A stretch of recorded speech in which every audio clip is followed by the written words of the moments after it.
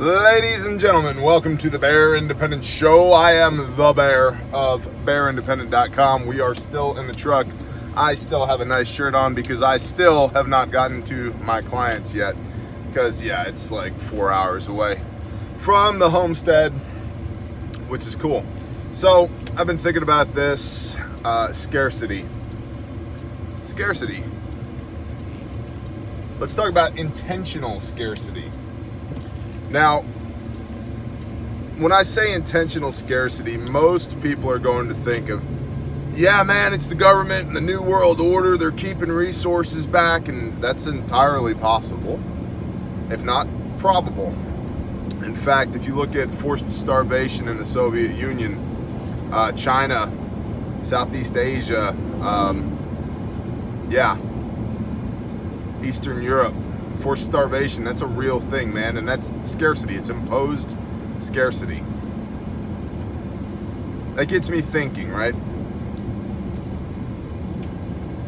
The last video we did in this truck, we were talking about food shortage, food crisis, grand solar minimum, things of that nature, and basically the concept that the plenty that we experience right now is gonna go away. That breeds scarcity. Scarcity breeds value. Boy, it is pretty through here. On 412 in Arkansas, outside of nowhere, by the chicken houses. So go to Nowhere, Arkansas on 412 by the chicken houses. It's gorgeous. Picturesque, one might say, other than the chicken houses. Here's the deal. If scarcity's coming, which I believe it is, we should get intentional with our scarcity now. And what do I mean by that? Let's get good now at using fewer resources, both in the macro and the micro. In the micro, we could use this as a training opportunity. Hey, for a week, we're gonna eat rice, beans, and something else. I mean, that's something that we've done in our house. We have all this rice, we have all these beans, we have, you know, all this wheat and all this corn. Cool, what can we do with it? So we develop our prepper recipes based around the utilization that we have, that we've experienced, that we've practiced with these dry grains and legumes, right? But we go through a period of scarcity where we don't go to the grocery store, we don't raid the pantry. It's just like, okay, what can we make with what we have on hand?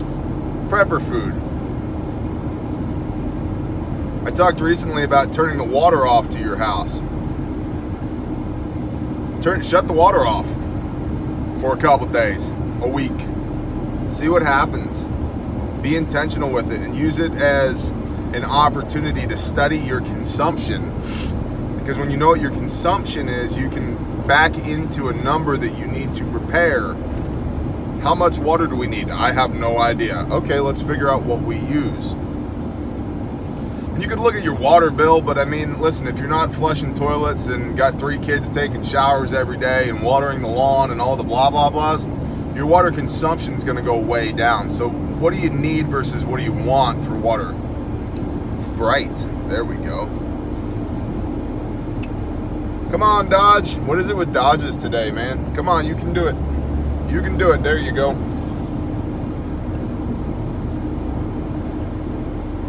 A lady that I worked with when I was very young, she was an older lady, an Italian woman named Linda, used to say, "Big truck, little pecker." And I was like, okay, Linda, thanks.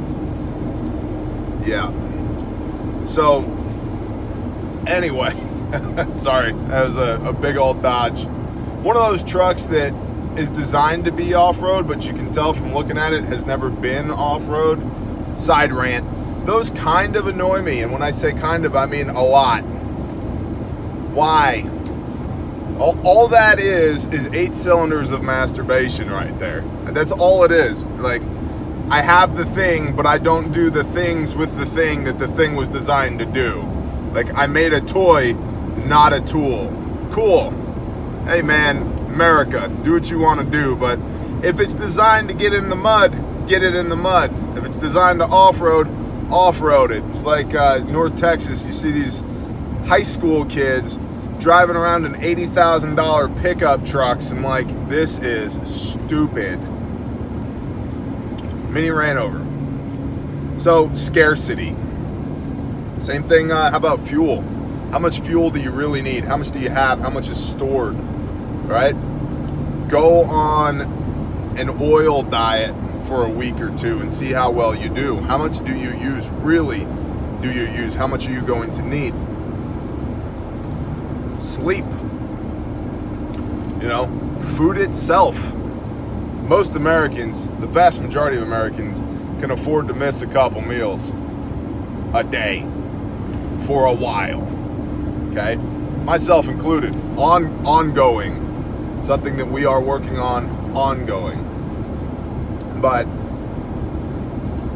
I think if we are concerned about scarcity in the future, we ought to war game that now. Don't you do it, a-hole. There you go.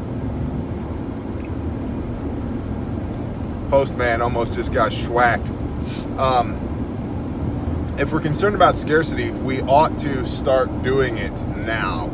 Self-imposed intentional scarcity now as a training mechanism for what is it going to look like, really going to look like when the S hits the HTF, man, or whatever, right? The end of the world as we know it, chaos. Okay, cool. Cool. Can you really do it? I mean, what better way is there to do it than to war game it and to train it and practice it now while the system still exists, where the consequences of failing in a scarce environment do not include death, right? Just go practice it. And it's a great way to, like I said, get that feedback loop going of what do we need versus what do we want? What do we think we need versus what we actually need? And also, how do I use my stuff? Well, I got a Sawyer Mini. Cool. Do you know how to use it? No, I have no idea. Okay, turn your water off and figure out how to use your Sawyer. Right? Right. You know, yeah, we'll just pick a number. I've got 500 pounds of beans. Cool. Do you know how to cook them? Nope. Never cooked them in my life. That's a problem. Start figuring it out. Start doing it now. Impose intentional scarcity on yourselves now. Myself now. While we can, before somebody else imposes it on us, right? It's training so that when it happens for real, it's one less thing. We've been through this. We know what to do. We have the protocols. We know that for our family, it takes 1.2 pounds of beans per day plus blah, blah, blah, blah, blah, blah, blah, because we've done it. So that was just rattling around in between my earballs this morning on this drive, and I just wanted to throw that out there to you as a thought piece, something to think about. If scarcity is going to be an issue, which I believe it is, and if intentional scarcity can be weaponized against us, which it has been in the past and likely will be again. I mean, it's a story of humanity, intentional scarcity, right? If both of those things are possible and probable, which I believe they are, then we ought to act like it and A, stock things against the scarcity so that we're not as affected by it, and B, train for the scarcity because it's coming and we don't want when it comes to be the first time that we have dealt with it. We want to practice the problem now while we still can. That's it. Something to think about. Hit me in the comments. Let me know what you think.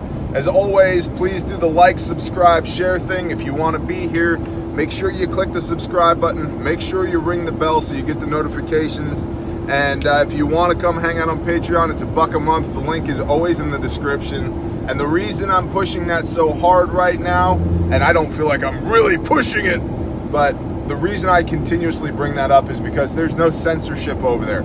I can do and say whatever the hell I want to do over there. If I want to hold an AR-15 on camera, I don't have a problem with it. If I want to talk to you guys about long-range ballistics, I don't have a problem with it. You know, I mean, it's non-stop content over there with none of the issues that we're having on YouTube. So please, prayerfully consider it. We'd love to see you over there. Shalom and blessings on your day. I hope every one of you has a better day today than you did yesterday. Later.